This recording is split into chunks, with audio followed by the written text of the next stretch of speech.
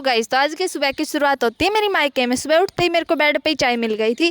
चाय पी के मैं नहा ली थी और मैं ये देखो सुबह सुबह मेरी उंगली में चोट लग गई थी।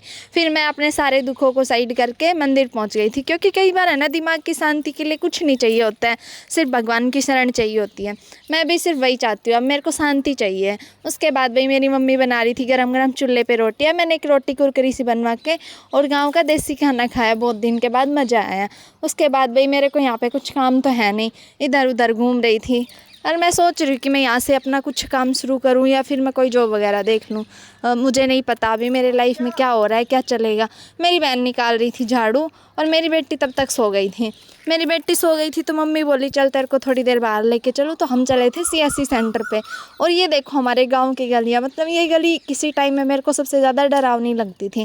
फिर हम पहुंच गए थे सीएससी सेंटर पे। वहाँ पे मम्मी यार ने कुछ काम करवाया था। काम करवा के मम्मी यार लेने लग गई थी सब्जियाँ, मैं बनाई थी उनकी वीडियो। फिर वहाँ से ये देखो हमारे गाँव का व्यू, मतलब हमारे गाँव में इतने ज़्यादा खंडर हो चुके हैं, कोई अनोन बंदा आए तो डर भी जाए। फिर बाद में मेरी मम्मी ले आई थी मेरी बेटी के लिए फ्रूटी और हमारे लिए मक्का। मेरी बहन मक्का भून रही थी और मैं उसका वेट कर रही थी। उसके बाद मम्मी नई झाड़ू लेके आई थी। मैंने इसमें झाड़ू में से सारा कूड़ा निकाल दिया था। अगर ये नहीं निकालते हैं ना तो बहुत दिन तक घर में ही झड़ता रहता है। मेरी बेटी का खा रही थी नींबू काट के और इसका रिएक्शन देखो, ये कैसे कैसे मुँह बना रही है। फिर मैंने बना ली थी शाम के टाइम सबके लिए चाय।